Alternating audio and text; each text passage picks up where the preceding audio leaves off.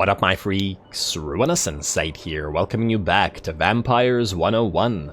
On today's lesson, we will be learning how to defend a massive empire of undeath by proving that the best defense is, in fact, a good offense. However, to recap the previous lesson, Ermaine Bachman proved that she is no slouch, as she has been taking over the Chaos Wastes without a Mortis engine and doing a spectacular job, and will likely continue to do so, Mortis engine or not, although I still have to decide what exactly we're going to put into her army. The first things that we gotta do this turn is to take out the Puppets of Misrule for good, finally, which will allow Roderick to move elsewhere, whether it be further through the Chaos Wastes, though they're already in trouble, or out towards Hexawattle, remains to be seen.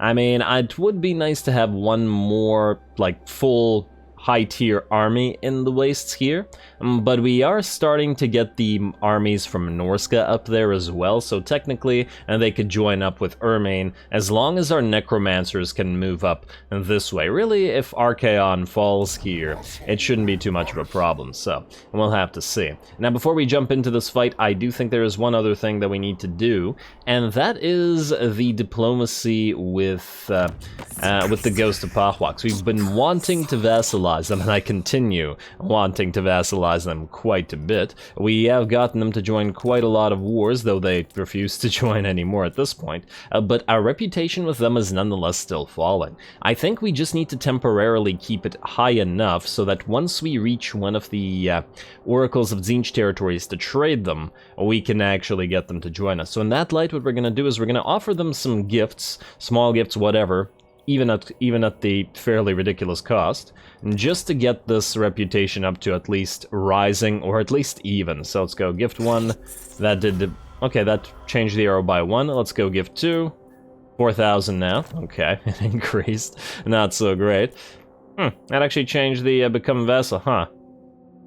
Wait, they're not just gonna straight up do this for, we can't trade them anything, yeah, we can't offer them anything other than the money, damn. Let's get them another gift, which does not, well, actually that evens it out. You know what, let's do one more, maybe that'll cause it to start rising. Like so, even by a little bit. Huh, that's another rise. If we give them another 4K, I wonder if it'll start rising double arrow. You know what, let's do one more.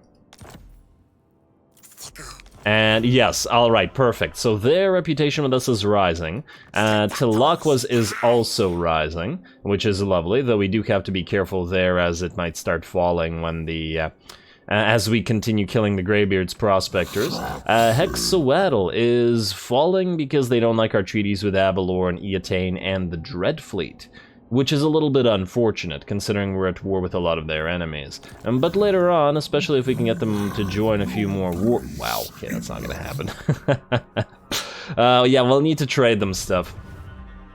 That's probably the only way that we can manage to do it. They should also probably be terrified of declaring war on us, because it's basically bringing the wrath of the entire world on us, and the great plan ain't gonna go ahead if everybody's against you, even though the lizards would still go ahead and do it. Anyway, the Red Fortress, you are about to fall. I think we're just gonna do this regular style, because I think we can find better battles this episode, and there's no garrison here. Well, there is a garrison here, but the main army here is quite weak, and we've already defeated Village enough times. I think we can find a much better battle this episode to do cinematically. Honestly, I feel like this should be auto-resolvable, but as usual, as throughout the game, and we've encountered this, the game just doesn't like ghouls. It thinks they're weak, and yeah, you know what, fair enough, they're a low-tier unit, but the degree to which they've been buffed to this point should at least change that in the auto-resolve to some degree. Yeah, maybe they can't take on a unit of Chaos Knights one-on-one, but in combination with the rest of the army, they're quite good. We're going to start over on this side. Obviously, the Mortis engine is going to head directly for the gate. Roddy and his Terrorgeists, as well as this one unit of Vargeists, are going to head up those walls, as they like to do. You are all going to advance. The ghouls will remain hidden, together with the Mournguls. Usually, I like to send ghouls and Mournguls around to other gates, but honestly, I no longer think it's necessary. Let's do this. Get you group 3, get you guys group 2, and you guys can be group 4. Alrighty, Roddy and Co., you guys can start moving immediately. Start deployment. Yes, yes, yes. Away you go. Group 2. And go, go, go. Oh, nobody's on the walls. That's fine. We can go after the towers and then go after the... Oh, actually, there are some Chaos Warriors with halberds there. Alright, so here's what we'll do. We'll separate you into Group 5. You can go after the tower while the Terrorgeist hit the Chaos Warriors. It's not like we're afraid of the Terrorgeist getting damaged or anything. There we go, drop down upon... Oh, did they really... It knocked out a Vargeist with its first shot. Wow. That feels a little bit weak. Come on. It's a Vargeist, shouldn't die that easily. Heal it up. Okay, Roddy, can you heal it up? Nah, go for it. Alright, a little bit of Invocation of Nehek. That resurrected the Vargeist at least. Hopefully we can bring down the tower before it kills too many more. Ah, good. Use that tower for cover. And we'll watch the rest of the fight shortly. I just want to make sure this tower is out of the way. This one's gonna hit most likely, and it won't knock out a unit. Actually, it did miss. Alright, charge in. J out. Charge back in. And J out. And do it again. Come on, take out that tower. Hopefully before it fires too many more times. Couple more shots. They're still doing damage. Alright, nearly there. Maybe we won't get so badly hurt. And by it, I mean our unit of Vargeist. There we go. One more charge should do it. There we go, beautiful. Alrighty, there are, I believe, no more towers. You guys hover around here. How's that gate looking? It's gonna take a while to get through, but that's not surprising. Let's have some Crypt Horrors help out. Ooh, hello, don't you shoot our Crypt Horrors. That's rude. Oh, looks like our Terrorgeists have managed to kill those Chaos Warriors with halberds. Let's drop down upon the enemy Giants and Lords. We are anti-large after all. Alright, Giants for you, and Roddy, you can go after the enemy Chaos Lord. Let's start with the Spirit Leech, and let us begin. Alrighty, you're by yourself. You need help here. Okay, good. Okay, Roddy, summon. Wait, you can't. Oh, you can't summon inside yet. Alright, fine. You just keep fighting as you are. And what we'll do instead is pop a Soul Blight on these units attacking. And the gate is broken. Lovely, which means zombies away. Zombie 1, Zombie 2. Roddy, keep fighting. We'll summon some Crypt Horrors right here, and let's buff up those. Terrorgeists. I just want you to go after the Giant. Actually, no, don't. Just go Undeath Resurgent to buff up the Terrorgeists. Let's pop a buff on one of them, and then let's drop down on the enemy Lord with a Spirit Leech as well. And then the rest of you, move on in. Alright. Good. Mournguls, get ready to move in, and then we can watch the rest of this. There we go. Pseudo-cinematic, mostly because, once again, I'm not particularly concerned about the difficulty of this fight. We do have to keep you nice and healed up, however, so let's do that. And maybe keep summoning more zombies on the field. Zombie set 1, zombie set 2. That is a lot of enemies. Let's move a Mortis Engine in to help the Terrorgeists heal up, like so. And you know what? Crypt Horrors move as well. Mournguls move as well. We can start moving some ghouls in, and it should be all good. Let's get another Soul Blight in this massive blob of enemies, and let's get another Invocation of the Heck up and running on you, Mr. Terrorgeist. And there we are. Alright, Mortis Engines deeper into the enemy formation, please. You guys lock yourselves and attack, and then back to watching the rest of this. I don't think the enemy can cast because I think he's stuck, but nonetheless, let's pop that. Kind of difficult to tell what's going on, but as we can see, the Giants, at least, towering over the stuff. Chaos Warriors are kind of blocking each other. I guess we could get a few. Wow, you knocked that Terrorgeist back quite a bit, which is now nearly full health on the right side. Let's get more zombies in the fray. Zombie 1 and Zombie 2. And there we go. We're still basically at full HP. Where are our ghouls? If those units will come back. Mournguls, that's you. Regular ghouls, you need to be in here too. You're not in guard mode, are you? You guys having such a problem getting through that gate. What is this? Go, go, go. What are you doing? Oh, the tower's almost back up. Well, maybe not almost, but it will be back up soon. Oh, hello, Terrorgeist. You've lifted up. Let's have you breathe on these guys. And we got another Spirit Leech. I can barely spot that enemy lord. You, Terrorgeist, drop down on that enemy lord. And back to it. You know what? Let's actually get this Mortar Descendant to move around the blob and try to move in on the other side. You may actually want to back off while you go after this giant. And then you, well, like so. Lovely. The Mortar Descendants are now on both sides. And that's what we wanted. Unfortunate that one of our units has reached its healing cap, but it's okay. Let's get another Soul Blight in there. Alright, beautiful.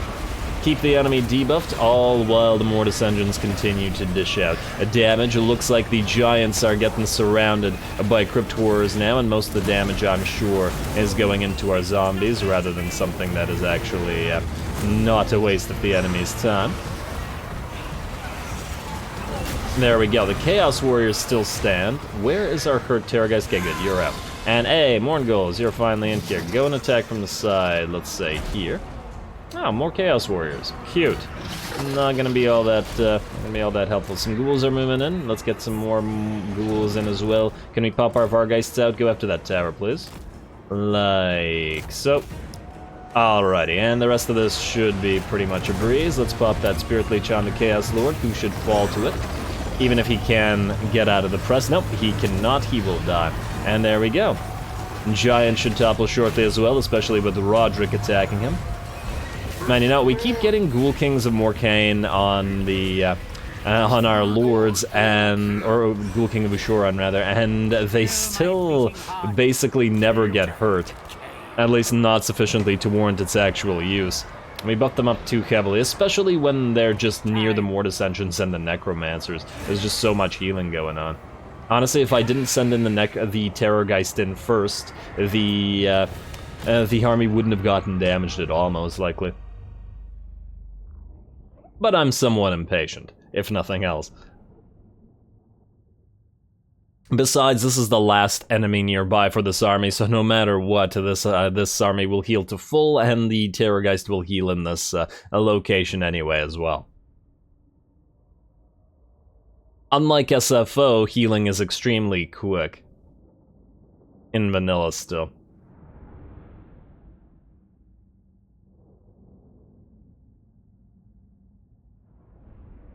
Alright, come on now.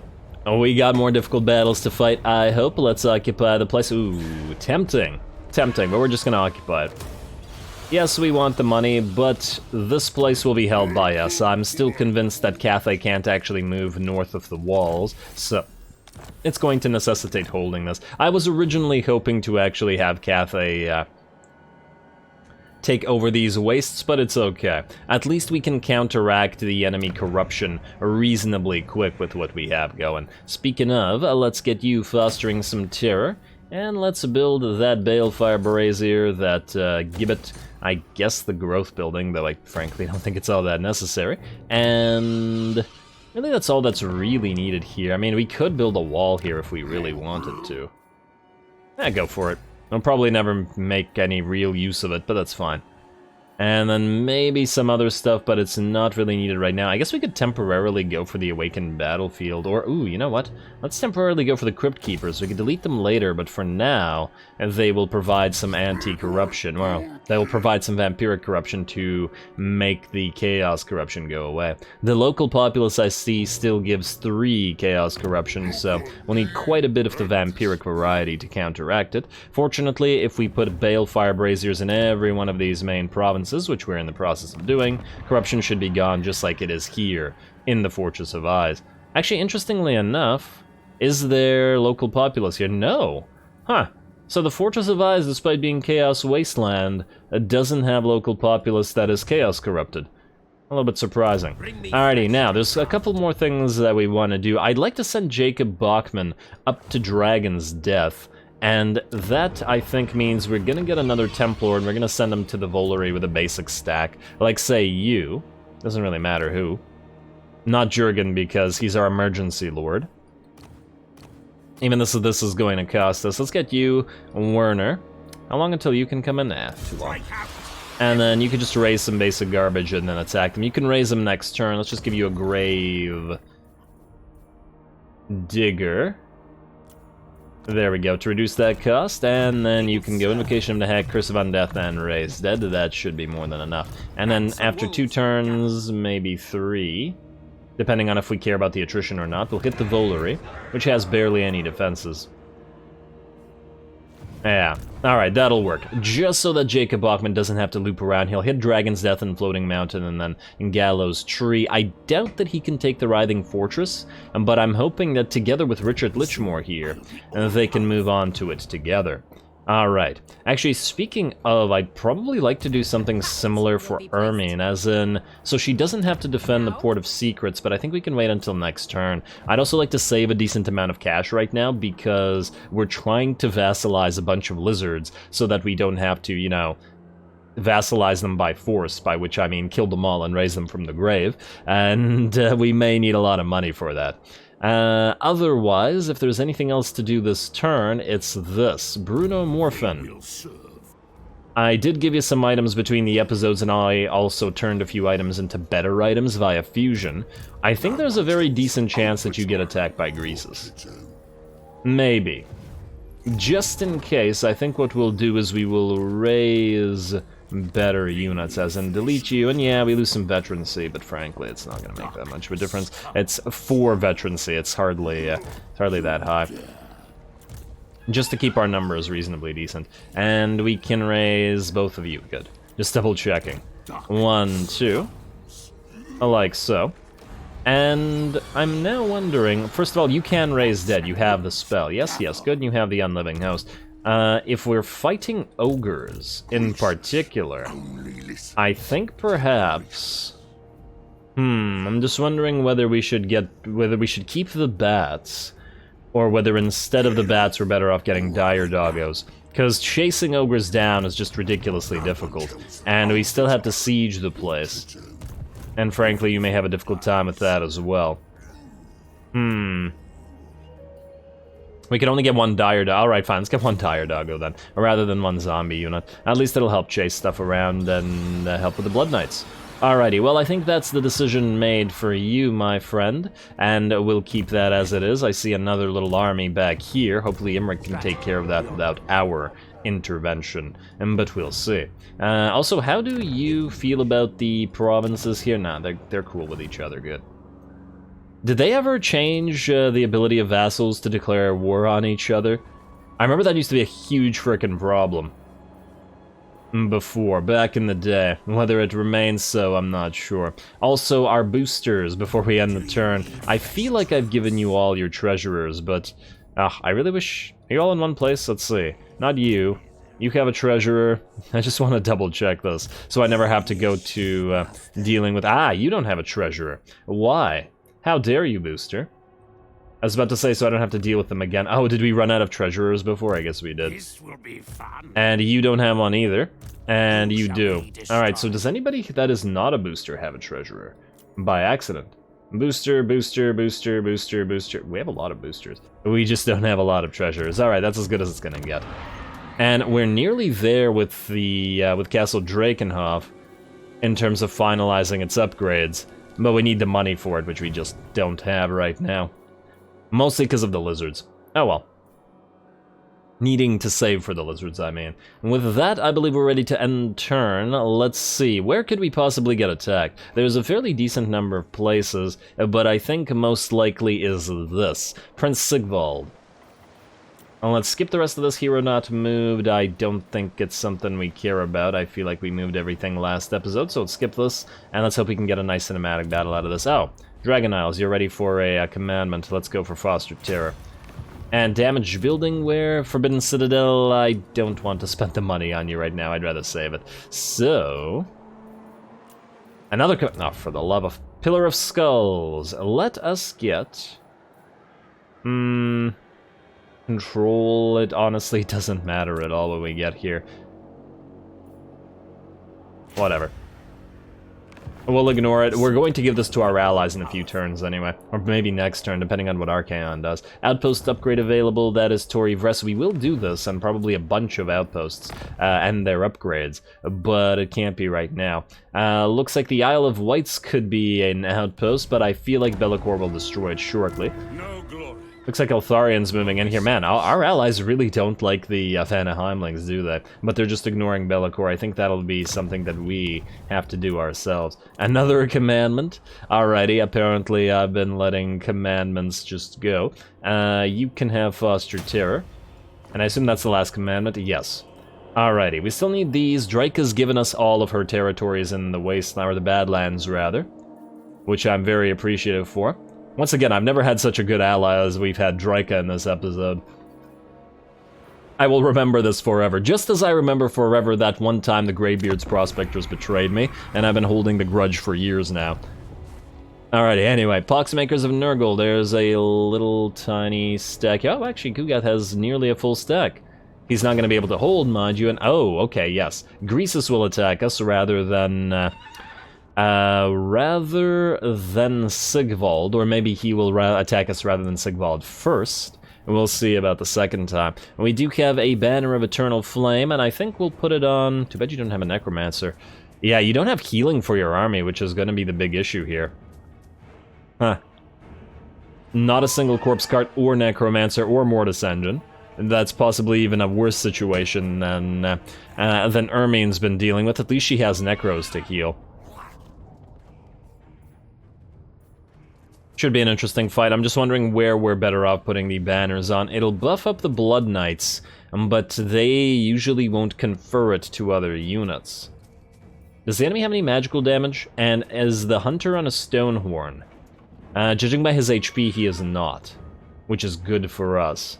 And the regular Ogre Bulls we don't really care about. You know what, I'm still thinking to put the Banner of Eternal Flame on the Blood Knights, nonetheless. It's not like the extra little bit of damage is going to be all that much for the basic units, they're just there to hold ground and tire out the enemy. Anyway, this is definitely worthy of a cinematic, so here we go.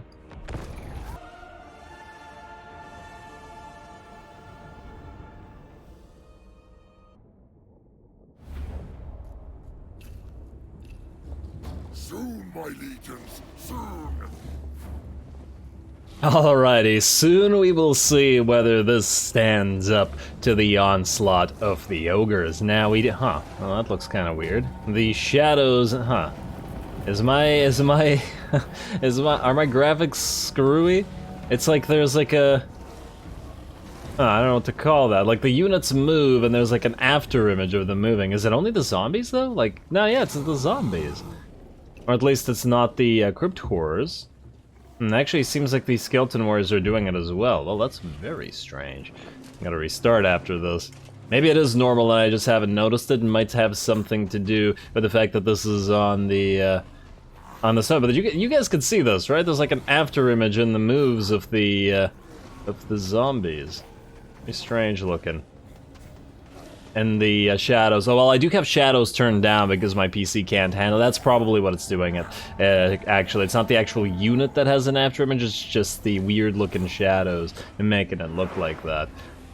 And oh, javelin sailing right over our forces. I guess the hunter is looking to hunt Bruno here. Anyway, here we go. We've deployed on top of the hill with our skeletons in the middle, our skeletons with spears in the middle, together with the Crypt Horrors and the Cairn Wraiths, the units that can actually do damage to the Ogre Bulls. Obviously, the zombies are out front to take the brunt of the enemy charge and to tire said ogres out while we try to hold on and do the damage.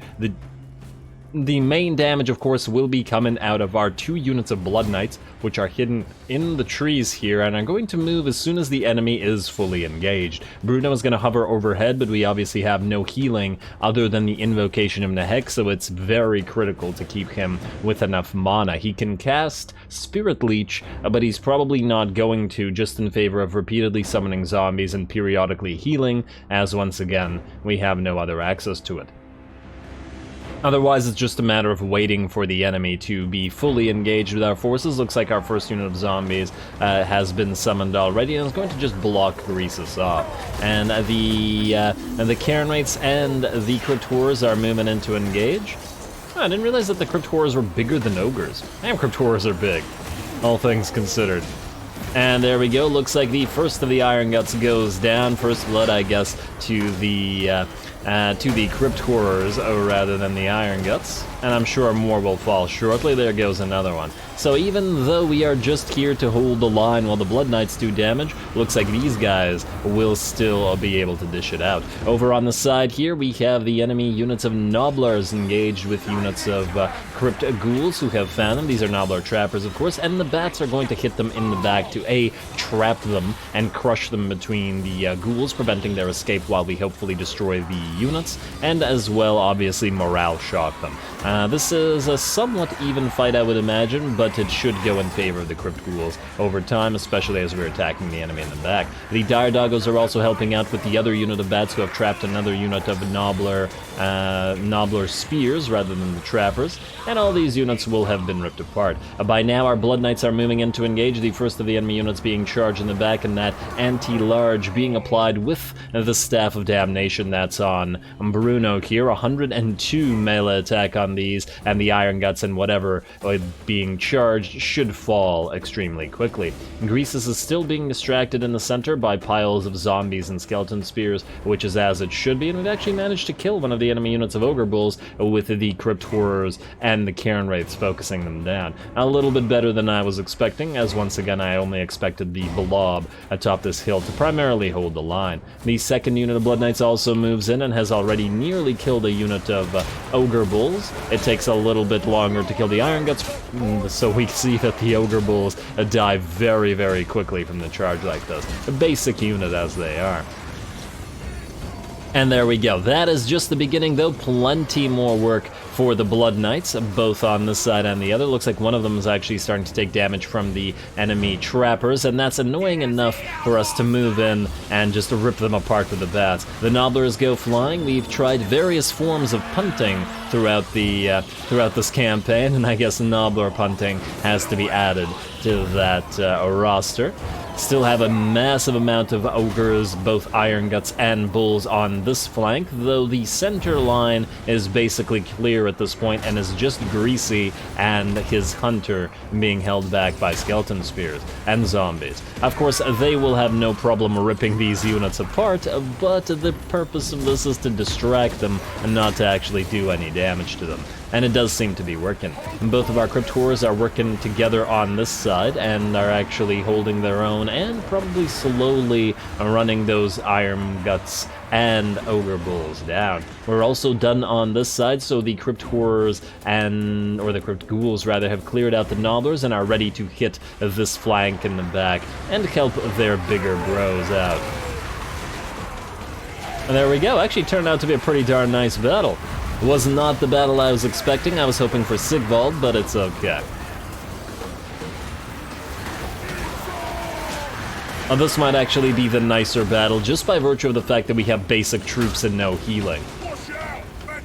Certainly has to be, the win has to be worked for, is what I'm getting at. Anyway, the Blood Knights still doing work, both of them on this flank, so we have the Horrors on one flank and the Blood Knights on the other currently. Everything here will slowly get, well actually not so slowly, but will get ripped apart by the Blood Knights, and then they can do the chasing and stuff after they're done, or move to the other flank if the other flank hasn't collapsed with the army losses on this one. Speaking of this flank and collapsing, it is pretty much done. The Ogre Bulls are out, the Blood Knights are victorious, and Bruno has been helping out, and actually does cast a single Spirit Leech just to ensure that the Ogre Bulls die that little extra bit quicker. Spirit Leech generally not very usable on individual or on big units, as in units with lots of models, but in this particular case against a unit of dying ogres, it's a pretty effective spell, I think. Certainly makes them die that much quicker, and there aren't all that many models to drop. Alrighty, Blood Knights did a good job. A few more enemy units here, but we'll just move around and charge them in the back. There are still zombies and Cairn Wraiths holding here, and the regular units without their magical damage will still have a very tough time in dealing with the Cairn Wraiths. Granted, the Cairn Wraiths in the non-SFO version don't have nearly as much physical resistance as we'd like, but they're still doing a pretty darn decent job at nearly full HP from what they started with. Plus, they're providing that extra frostbite, so it'll make it very difficult for the enemies to run. Otherwise, the ghouls are nearly here, and same with the doggos. The other unit of ghouls has actually arrived and is now crushing nobblers and other ogres between them and their horrors. And the enemy is beginning to be overrun on this flank as well, even without the Blood Knights having helped. Now they're just moving in to make sure that any enemy units that are routing cannot escape, and will ride them down and give them lances to the back. And there we go. Blood Knights absolutely overrunning the remnants of the ogres on this flank, who are now done, and I do believe it is just the center remaining. Greasy, a single unit of Iron Guts, and his hunter. Looks like his hunter runs. Greasy is starting to move, and I think with that, the rest of the army shatters. Bruno's gonna drop down and start attacking. We kept him by and large occasionally attacking enemy runners, but not engage, or at least not fully engage. Only when together with Blood Knights, but it certainly worked out pretty darn well. And there we go. We certainly lost some units here by the looks of it. What, 400 or 500 units? A little bit more. But certainly worth it. As we can see, most of the damage does appear to be to our chaff. Our Blood Knights are completely unharmed, our Horrors are completely unharmed, and even our Ghouls are really not damaged at all, and our Cairn Wraiths probably could have been healed to full with a single healing spell. So it looks pretty good. We're gonna chase everything down, hopefully destroy the army to an Ogre, and by the looks of it, since we were focused on killing every single unit with our Blood Knights before switching to the next one while the fight was going on, the enemy army will be pretty much destroyed. It's one of the great things about these slow holding undead armies, that you have the time while the center line just tires the enemy out and slowly grinds them down to chase units, kill them, and then get back into the fray. One other thing, I was considering deploying in this particular tree blob here with the main army, but I felt like it would also hamper our Crypt Horrors and our Blood Knights just as much as it would hamper the enemy ogres, so in that light just decided to go atop this hill where we have full maneuverability and can just run around and hit the enemy in the flanks from any direction, which seemed to have worked out. Would it have been better to do this in the trees? I don't know. Maybe, maybe not. Hard to say. Either way, it worked.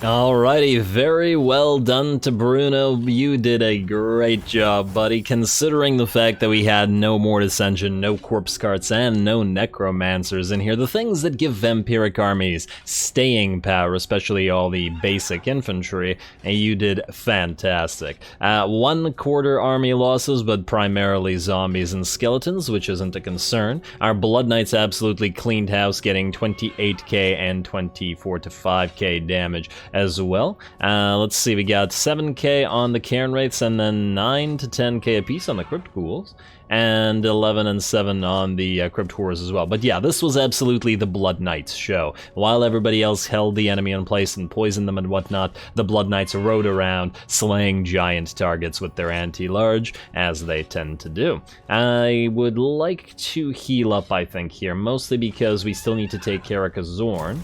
Let's do that. And we would actually, by the looks of it, be able to draw out the enemy garrison, possibly, and fight them in the field, which means I do believe Karakazorn will fall to this. And then hopefully we can trade it to Imric in order to get the entirety of the Dragon Isles for ourselves. Alright, hopefully nobody else declares war on us right now, well, particularly the lizards. They're the ones that we mostly care about at the current time, and hopefully we don't get the damn ended their military access pact with you. Well, well, well. And Gorsty boy, you want peace? Not unless you can fed. Sorry, buddy. And Archaon wants peace. No. And that is kind of funny as well, but yeah, I feel like certain factions shouldn't even be capable of asking for peace. Is Skarbrand actually, like, Skarbrand and Valkia, are they actually able to? And what do we have here? The end of Theoderic Gosser. So that means Nordland will fall. Goodbye to Nordland. And we got a free Trickster Shard out of it. We can take the... Oh, wow, what the heck happened to you guys? We can take the money, I guess, because we don't care about healing. This army was just created to transfer units up north to armies that are heading up to the wastes. Charon of the Gore Hunt. You want peace as well. Everybody wants peace these days. But Vlad refuses to give peace a chance. The only peace he wants is the peace of the grave, or the peace of those who serve him as vassals. Wow, what the frickin' hell is this? 1, 2, 3. Oh my. Alright, so by the looks of it, we've got enemies coming, and... Ooh, you look like you have a great army. Lucchini, by the looks of it, may be in trouble, especially as I don't think we have any good places to raise stuff here. If he can land here, that's gonna be a big issue. But I guess it'll be an issue for next episode. Campaign movement range for Renki, about time. Enemy killed in battle, Og, Hexawaddle performed some kind of rite. Faction destroyed Nordland. Waldekir has the Trickster Shard, but he only needs it temporarily. Razor sack the Pools of Despair. Who owns the Pools of Despair? Oh, these guys, okay. Alright. Wait, are these all great necrotechs? Yeah, they just keep popping this right, but they have nothing to, nothing that they can colonize with them. That's kind of funny. Alrighty, well, unfortunately with that, we are basically out of time. Achieved some very decent stuff this episode, namely the destruction of the destruction for good of the Twisted Twins. Then, we also achieved the destruction of the Blessed Dread.